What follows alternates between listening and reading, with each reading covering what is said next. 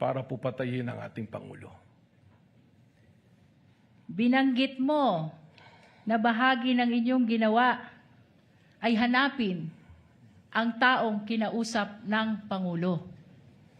Ano ang inyong napag-alaman, kung mayroon man, kaugnay ng tao na kinausap ng Vice Presidente upang patayin ang Pangulo, ang First Lady at ang former Speaker? Sa ngayon po, ang aming pong investigasyon at ang task force is a continuing and active investigation of the threat to the President. Meron po tayong mga leads natin pong sinusundan at katunayan, we already have established persons of interest na maaaring makapagturo o tumukoy dun sa taong kinausap ng ating Vice Presidente o maaaring isa rito sa tinatawag nating persons of interest ang siyang talagang nakausap ng Vice Presidente. Mr. Witness, binanggit mo yung persons of interest upang mas maunawaan tayo ng mga kababayang nanonood.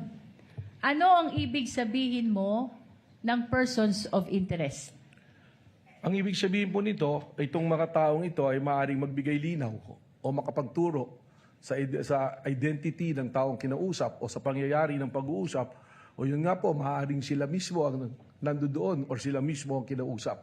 Kaya po ito tinatawag na persons of interest. Hindi po nangangahulugan na sila na mismo ang kinausap gaya ng akin pong sinabi. Kaugnay pa rin ang binanggit mo na mayroon ng persons of interest. Mr. Witness, ano ang pagkakakilanlan ng mga persons of interest na tinukoy mo?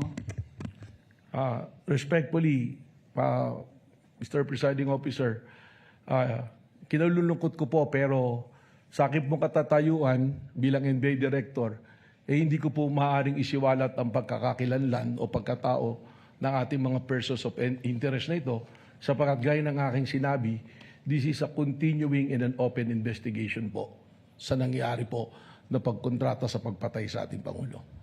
Mr. Witness, matagal nang iniintay ng sambayanan kung sino ang taong kinausap ng Vice Presidente.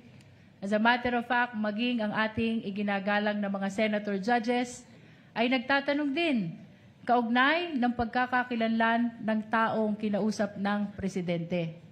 Ano ang dahilan, kung mayroon man? Bakit mo sinasabi, Vice President?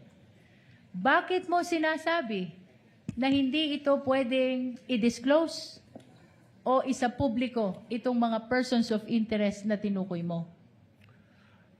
Alam po ninyo, maraming kadahilanan. Tayo po ay nasa law enforcement. Kapag ang ganito pong bagay na it's an open and continuing investigation ay ating isisiwalat, unang-una pong mangyayari rito ay makukompromiso po ang ating investigasyon. At may lalagay po sa alanganin yung pong ating mga tinatawag na informants o assets na nasa ground na nagbibigay po sa atin ng human intel na tinatawag. At kasama na rin po rito na yung pong aming capability to have successful operation ay makompromiso sapagkat maaaring hindi na po kami pagtiwalaan ng aming pong mga pinanggagalingan na source. Pangatlo po, it will violate the right of privacy po ng mga individual na ating natukoy na persons of interest. At meron din po itong kaparusahan under the Administrative Code na kung ang isa pong information ay confidential, secret, or top secret, hindi po ito pwedeng ibahagi basta-basta sa publiko. Ito po ay exception din sa Freedom of Information under po sa Memorandum Order number 15 po ng ating pong Pangulo. Mr. Witness, binanggit mo ang maraming dahilan kung bakit hindi mo pwedeng i-disclose itong pagkakakilanlan ng mga persons of interest. Baguhin ko yung tanong, anong pagkakataon kung meron man na maaari mong ibahagi sa impeachment court na ito ang mga persons of interest na tinutukoy mo? Alam po ninyo, kahit dumating yung punto na matukoy na natin kung sino ang kinausap, we have the right to protect yung pong aming mga informants. Sapagkat ang pinoproteksyonan din po namin dito ay ang institusyon ng NBI.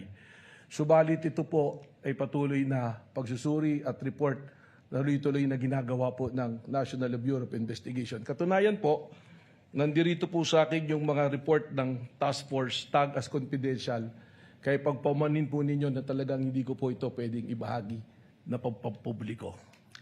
Ano Your Honor, yung please. mga Correspondent is recognized. Your Honor, considering already the length of time